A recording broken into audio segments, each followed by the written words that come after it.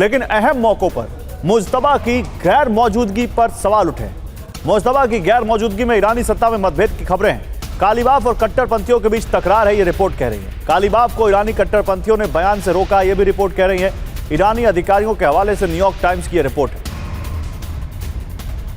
तो एक तरफ मुज्तबा खामनेई नहीं आ रहे हैं सामने, सुरक्षा अधिकारी उनको पब्लिक अपीयरेंस में आने से रोक रहे हैं, यह कहा जा रहा है। दूसरी तरफ मुज्तबा खामनेई के नहीं आने के बाद सवाल ये उठ रहे हैं कि अहम मौकों पर वो आ नहीं रहे हैं, और जो टॉप लीडरशिप है ईरान की, जिसमें वहां की संसद के स्पीकर कालीबाफ हैं और जो दूसरे कट्टरपंथी हैं, उन दोनों के बीच, उन दोनों धड़ों के बीच मतभेद की खबरें हैं और कालीबाफ को पब्लिक स्टेटमेंट देने से रोका गया है। यह रिपोर्ट कह रही है न्यूयॉर्क टाइम्स की।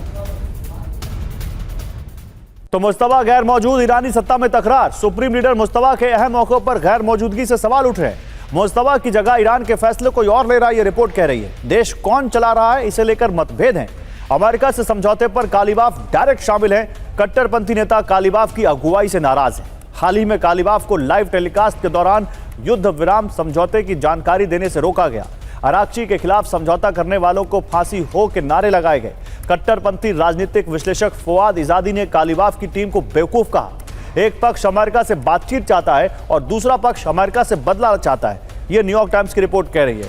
तो मुकेश कौशिक जी, ये सवाल आज से नहीं आ रहा है। जब से अली खामनेई की मौत हुई अमेरिकी हमले में, तब से मुज्तबा खामनेई सामने नहीं आए और ये कहा जा रहा था कि आखिर कौन चला रहा है ईरान। फिर कहा गया कि नहीं, टॉप लीडरशिप है और उनको चेन ऑफ कमांड को पूरी कमांड अली खामनेई पहले ही दे गए हैं कि कैसे अगर मैं रहूं ना रहूं, कैसे देश चलना है, और मुज्तबा खामनेई उसी ढर्रे पर आगे बढ़ रहे हैं। और टॉप लीडरशिप में एक राय नहीं है, ये भी लगातार बात आती रही, लेकिन उसका कोई असर दिखा नहीं ईरान की स्ट्रैटेजी में, ईरान के हमले में, या ईरान की उस जवाब में जो उसने अमेरिका को दिया।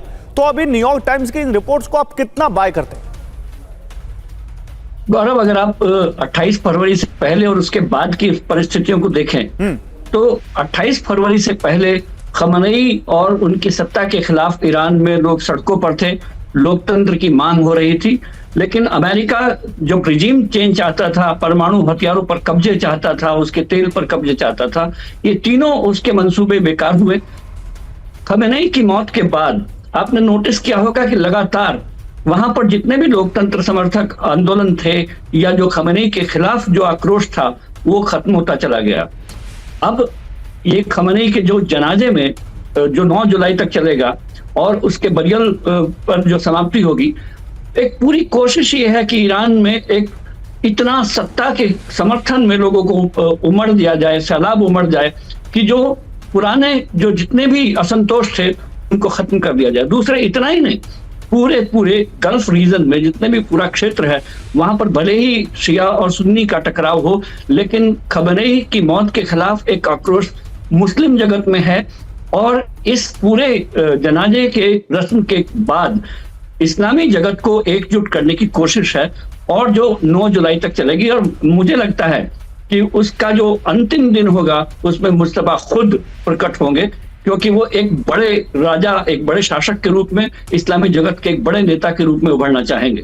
दूसरी तरफ अमेरिका की कोशिश ये है कि वर्ल्ड कप फुटबॉल किसी तरह से शांतिपूर्वक बीत जाए। ठीक है। ये जो 1 हफ्ते की मोहलत है, ये जनाजे के लिए नहीं है, ये वर्ल्ड कप फुटबॉल निपटने के लिए है। तो ये जनाजे और वर्ल्ड कप फुटबॉल के बाद इन दोनों जो अमेरिका और ईरान की जो भिड़ंत होगी, मुझे लगता है कि वो देखने वाली होगी। आप कह रहे हैं भिड़ंत होगी?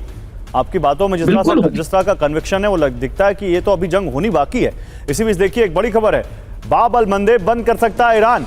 दिमित्री मेदवेदेव के बयान से बड़े संकेत। ईरान के लिए थर्मो न्यूक्लियर हथियार है बाब अल मंदेब। ईरान के लिए परमाणु हथियार से कम नहीं है होर्मुज। रूसी सुरक्षा परिषद के उपाध्यक्ष हैं दिमित्री मेदवेदेव और उनका ये बयान आया है, यानी रूस भी कह रहा है कि अभी तो लड़ाई बाकी है।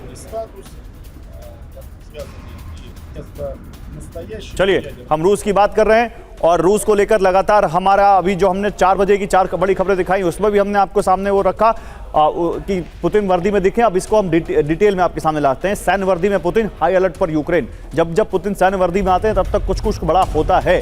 सवाल यह है कि रूस ने 2000 किलो के बम से यूक्रेन पर जो हमला किया है, सैन्य वर्दी में मिलिट्री बेस पर पहुंचे हैं पुतिन, नए हमले के जो आदेश दिए हैं, क्या यूक्रेन के लिए अब और खराब समय आने वाला है? देखिए, अमेरिका के स्वतंत्रता दिवस के मौके पर पुतिन ने बधाई दी है। ये बड़ी खबर पहले देखिए। पुतिन ने ट्रंप को फोन कर शुभकामनाएं दी हैं।